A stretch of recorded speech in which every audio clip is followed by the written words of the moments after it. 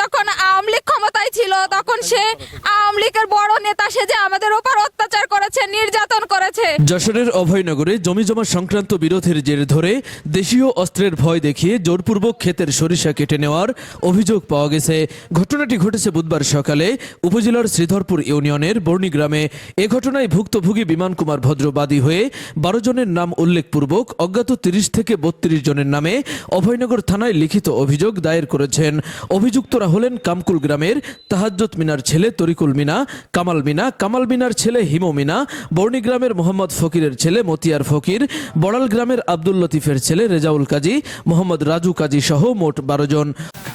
কামকুল বাড়ি তরিকুল ইসলাম, তার ভাই আছে কামাল এবং তার ভাই আছে হিমু মিনা।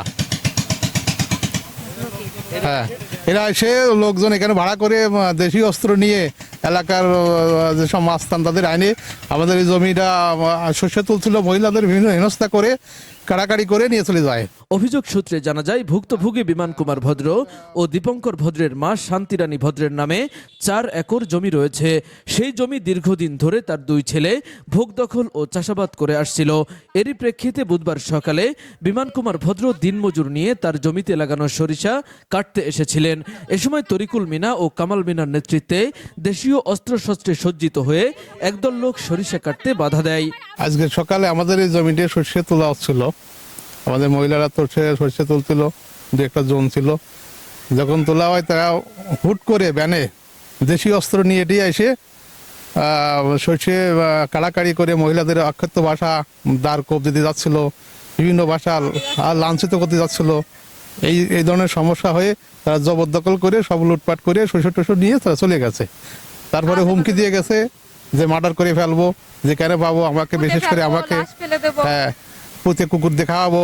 বাধা দেওয়ার কারণ জানতে চাইলে অকথ্য ভাষায় গালিগালাজ করে ও প্রাণনাশের হুমকি দেয় তারা। যেহেতু আমার বড় ভাসুর ওনারে আটকায় রাখিছে মারধর করে, উনি আসতে পারেনি। আমার স্বামীরও মারধর করার হুমকি দিয়েছে, এজন্য উনিও ঘটনাস্থলে আসতে পারেনি। আমরা 2 যা এসে এখানে উপস্থিত হই। আসার পরে আমার শাশুড়ি মা এসে উপস্থিত হয়।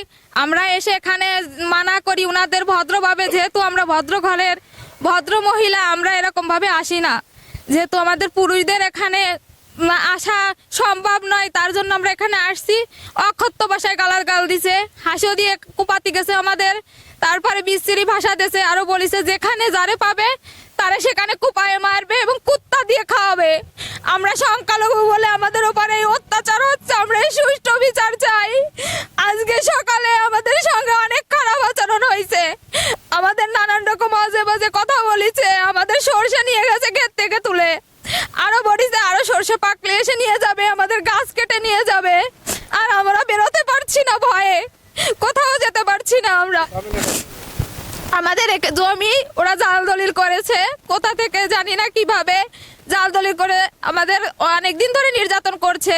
5 তারিখে যখন ঝামেলা হয় দেশে, আমাদের বাড়ি লুটপাট করেছে, আমাদের গরু বাছুর নিতে এসেছিল কিন্তু নিতে পারেনি ওরা। তারপরে যখন আওয়ামী লীগ ক্ষমতায় ছিল তখন সে আওয়ামী লীগের বড় নেতা সেজে আমাদের উপর অত্যাচার করেছে, নির্যাতন করেছে।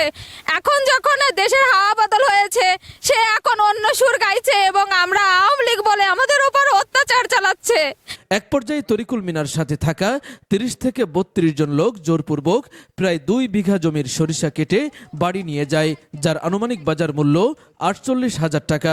পরে 999-এ কল করা হলে পাথালিয়া পুলিশ ক্যাম্পের পুলিশ সদস্যরা ঘটনাস্থলে উপস্থিত হলে পালিয়ে যায় তারা।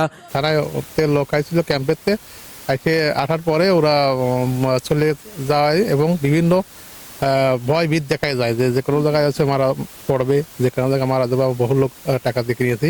ঘটনাস্থলে যখন আমরা আসি, কে কে আসছে, যেহেতু আমরা ঝামেলা করবো না মহিলারা, যেহেতু আমরা যখন এসে ফোন দিয়ে ছবি তোলার চেষ্টা করি, ওরা ফোন কেড়ে নেয়, নানান রকম অশ্লীল আচরণ করার চেষ্টা করে আমাদের সঙ্গে এবং নানান রকম আজে বাজে কথা বলে, যে সেই কারণে আমরা কোনো ভিডিও কালেক্ট করতে পারিনি।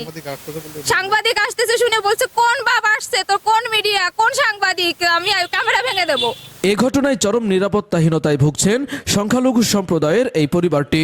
অভিযোগের বিষয়ে জানতে অভিযুক্ত তরিকুল ইসলামের সাথে যোগাযোগের চেষ্টা করেও তাকে পাওয়া যায়নি। এ ব্যাপারে অভয়নগর থানার অফিসার ইনচার্জ আব্দুল আলিম বলেন, খবর পেয়ে ঘটনাস্থলে পুলিশ পাঠিয়েছিলাম, অভিযোগ পেয়েছি, তদন্তপূর্বক আইনানুগ ব্যবস্থা গ্রহণ করা হবে। তৌহিদ হাসান, খবর অভয়নগর। আপনি কি বিল্ডিং ডিজাইনের জন্য নকশা পিলার, জানালা পিলার, ব্যালকনি পিলার ও ছাদের কার্নিশ খুঁজছেন? তাহলে এখনই চলে আসুন শেখ কনস্ট্রাকশন অ্যান্ড স্যানিটারিতে। এখানে ছাদ ও সিঁড়ির নলচা, ফুলের টব সহ বিল্ডিং ডিজাইনের যাবতীয় পণ্য বিক্রয় করা হয়। বইকারা মালাকের চাতাল সংলগ্ন নওয়াপাড়া, অভয়নগর, যশোর।